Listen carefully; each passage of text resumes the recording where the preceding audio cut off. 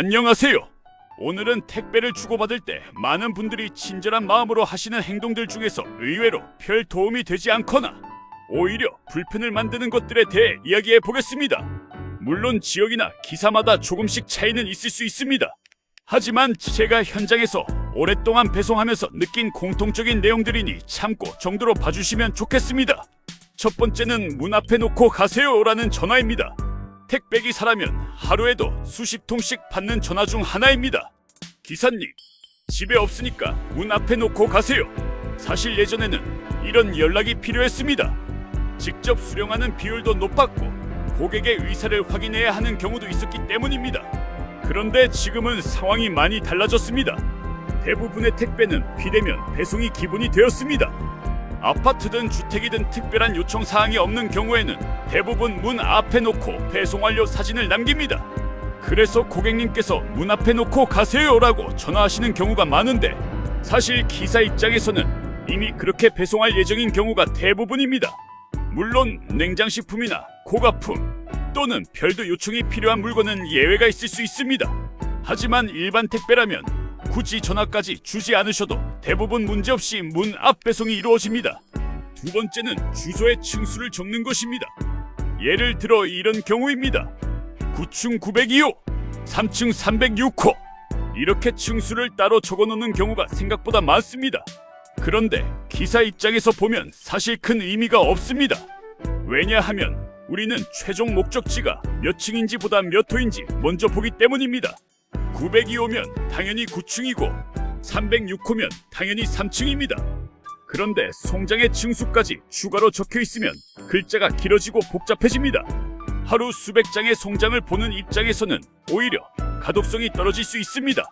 특히 작은 글씨로 주소가 인쇄되는 경우에는 필요한 정보가 한눈에 들어오지 않는 경우도 있습니다. 결국 중요한 것은 정확한 동과 호수입니다. 몇 층인지는 호수만 봐도 대부분 알 수 있기 때문에 굳이 적지 않으셔도 됩니다. 세 번째는 공동연관 비밀번호입니다. 많은 분들이 배려 차원에서 비밀번호를 적어주십니다. 공동연관 비밀번호 1234, 현관번호 2580 정말 고마운 마음입니다. 하지만 실제 현장에서는 조금 다른 상황이 있습니다. 배송을 오래 하는 기사들은 자신이 담당하는 구역의 공동연관 비밀번호를 대부분 기억하고 있습니다. 매일 같은 아파트를 방문하기 때문입니다. 물론 신규 기사나 대체 기사에게는 도움이 될 수 있습니다. 하지만 평소 담당 기사라면 이미 알고 있는 경우가 많습니다. 그리고 비밀번호를 적어 놓아도 송장의 작은 글씨 속에 섞여 있어서 눈에 잘 띄지 않는 경우도 있습니다. 그래서 고객님들은 꼭 필요하다고 생각하지만 실제로는 활용되지 않는 경우도 적지 않습니다. 오히려 중요한 것은 비밀번호가 바뀌었을 때입니다. 기존 번호가 변경되었다면 그때는 적어주시는 것이 훨씬 도움이 됩니다. 네 번째는 착불 택배입니다. 개인적으로 가장 추천하지 않는 방식입니다. 왜냐하면 보내는 사람도 불편하고 받는 사람도 불편하고 기사도 불편하기 때문입니다. 우선 착불은 배송비가 선불보다 비싼 경우가 많습니다. 그리고 고객과 연락이 되지 않으면 문제가 발생합니다. 배송을 하러 갔는데 사람이 없습니다. 전화도 받지 않습니다. 그러면 배송비를 받을 수 없기 때문에 물건을 두고 갈 수가 없습니다. 결국 배송 보류가 됩니다. 다음 날 다시 방문해야 합니다. 고객 입장에서는 물건을 빨리 못 받고 기사 입장에서는 같은 물건을 또 싣고 다녀야 합니다. 서로에게 손해가 되는 상황입니다. 특히 요즘처럼 비대면 배송이 일반화된 시대에는 착불이 여러모로 불편한 경우가 많습니다. 가능하다면 선불 배송을 이용하는 것이 훨씬 편리합니다.